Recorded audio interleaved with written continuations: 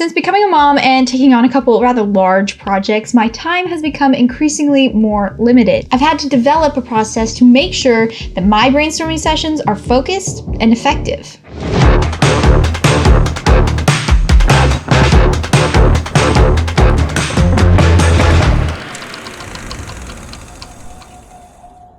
What's up, homegrown filmmaker? Welcome back to the channel. My name is Poling Swet, and I am a completely self-taught screenwriter and film director. Okay, let's get specific about brainstorming because that is going to be the key here. When you are sitting around waiting for lightning to strike, you've relegated the idea generation process to your subconscious. So let's work through this idea generation process. It starts with a spark.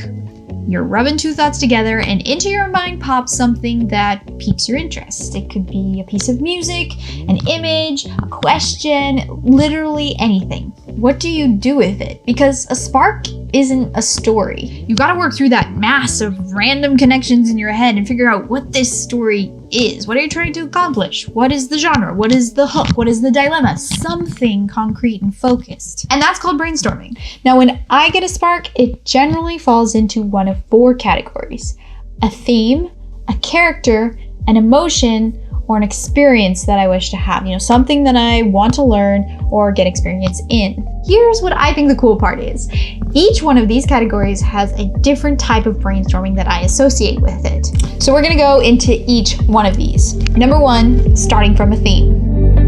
So maybe theme is too narrow of a category, but I really wasn't sure how else to label this section. Other things might be genre or setting or subject matter. Basically, I have something that I want to write about or a world that I want to set it in, but I do not yet have a story or a character.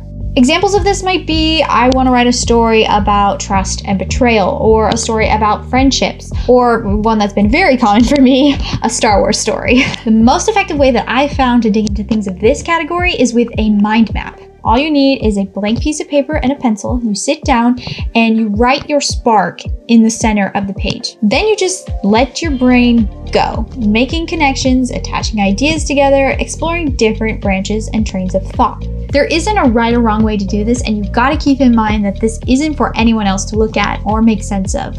It's just for me to dig into what my mind thinks about the subject and come at it from different angles. If I were trying to sit down and write this in paragraphs, I would get caught up in how to phrase things, which order things needed to happen in, and I can't figure out what order everything goes in yet because I don't even really know what this idea is yet. I wouldn't actually write anything. I can draw a lot of different things out of a mind map. Sometimes I do come up with ideas for a main character, for a central conflict, for the story arc. Sometimes I'll get ideas for the scope of the story, what it will encompass, what the world will be like, what I want the experience of the character or the audience to be. A lot of times I'll start to hear dialogue in my head surrounding the theme and the ideas that I've laid out on the map, and that will help me discover a core belief or misbelief that I can build a main character around. Anyway you slice it, the mind map gives me a lot of good starting points to start to develop the story more fully. The idea generation process has been kickstarted. I'm off to the races. I know what I need to research, where I need to go, and I can start stacking ideas on top of one another. Number two, starting from character. With characters, I like to do what at least starts out as stream of consciousness writing. I just start writing everything that I know about the character from that initial spark that I had. What are their strengths? What do they struggle with? What is the outer conflict? What is the inner conflict? Because a character is not a story. They're an important piece, and a main character will drive the story, but there's still a lot of holes that you have to fill there before you have an actual concept. Usually what happens is I start creating all the other characters. Because characters aren't isolated, it's easy to come up with character dynamics of 2 characters or 3 characters, or even a character journey that has a whole cast of characters attached to it. Examples of this might be like for loyalty, we started with we want to tell a story about a master versus an apprentice. Or for Weeping Willow, we knew that it was going to be this brother and sister moving through the Hunger Games, so we had all of the other tributes that we knew needed to be characters as well. Or for Descent, one astronaut saving another astronaut. So my stream of consciousness writing will often become about understanding the dynamic between the characters. What is their part in the story? How are they going to influence each other? How are they going to conflict with one another? And most most importantly, how are they each going to help the main character overcome their misbelief? And that really is the core of a story. So it's usually what I need to get down to go from like a spark to having an actual concept and plan for the story. And I do that by talking to my character, getting to know them, just asking them very pertinent questions and letting my imagination fill in those blanks using the stream of consciousness writing. Usually what I get out of a writing session like this is A, a bunch of character ideas, B, a bunch of plot ideas, C, a bunch of things to research, and hopefully D, the backbone of the story, the character's journey, what their misbelief is. Number 3, starting from an emotion. I want the audience to feel something like sadness, but also somehow bittersweet with a hint of depression and a sprinkle of nobleness. Okay, so using words to describe feelings doesn't always work. That's why when starting from an emotion, my resources tend to be music and art. Spotify and Pinterest are my friends, and I start creating mood boards and playlists. As with working from a theme, what I'm really trying to find is a character, their struggle, the story arc, the central conflict, something that I'm going to build everything else around. And with emotions, that is not a point A to point B journey at all. For me, at least, this takes a lot of work to really narrow in on what I'm feeling and what I'm trying to communicate. This is just a ton of conscious imagination work. I start with a couple keywords and just start following wherever the trail leads me. I don't know what I'm looking for, so I just have to look at a lot of everything. And in a way, this is a hunt for sparks. I'm looking for character inspiration, for plot inspiration, for location inspiration, for just general vibe inspiration, knowing that the more that I piece things together, the more clearly the story will form in my head.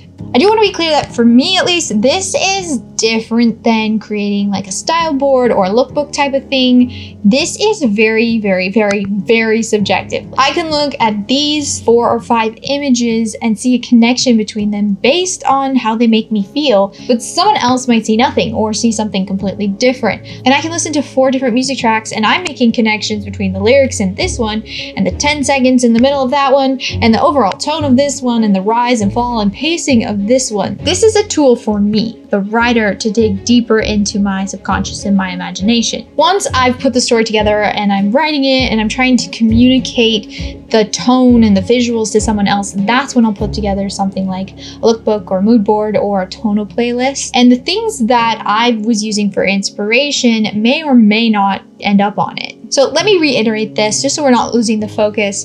This is about kickstarting that idea generation process, about getting your brain engaged and getting that ball rolling, because once it's going, it's really easy to stay in it.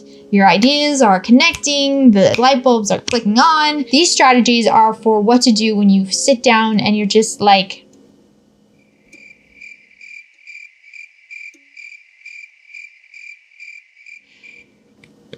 I got nothing. Because when we're on a deadline, we're not allowed to sit around and just do that. Number 4, creating an experience.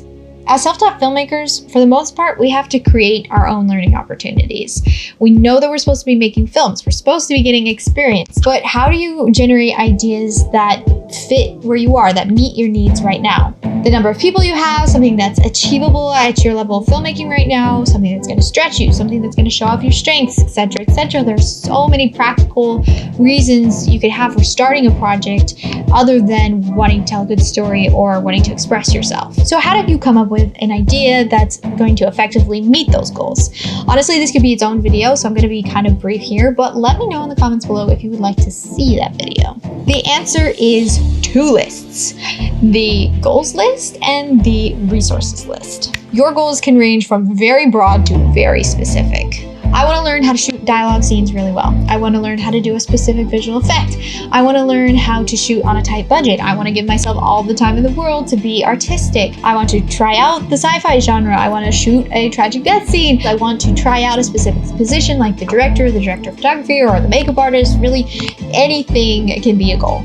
Your goal list should really only have 2 or 3 points on it because these are going to be your focus points. These are going to be what you build your story around. So you don't want too many on there, or it's just going to get complicated to try and include them all. Next is the resource list. And here you are going to write everything that you have access to. So locations, props, costumes, equipment, but also people, actors, cinematographers, stunt crew, and people who are connected into the local community that you can tap for further resources. And this also includes time frame. How long can you shoot for, and how much time do you have to spend on this? And this list does not have to be exhaustive at all. I'm just giving you lots of ideas of what could be on it.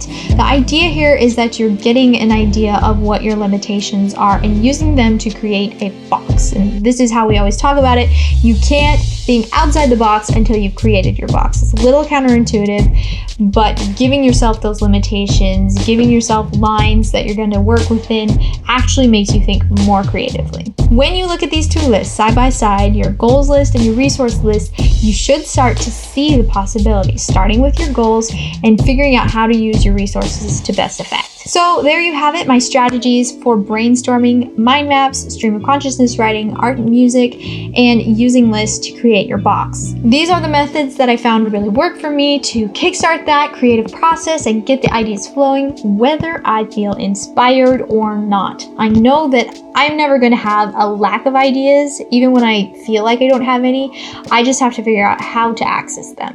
Thank you so much for watching this video. If you enjoyed it, you can check out my other videos here on the Homegrown Filmmaker channel. Homegrown Filmmaker is an offshoot of Abundant House Films, and you can find a link to the website in the description below. There you can see all of my film work, the things that I've grown up doing, and the projects that I'm currently working on. I'll be back in a few weeks with a new video, but until then, stay creative, stay productive.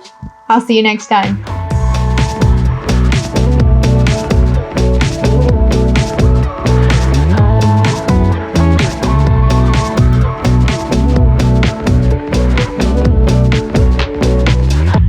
Linearly.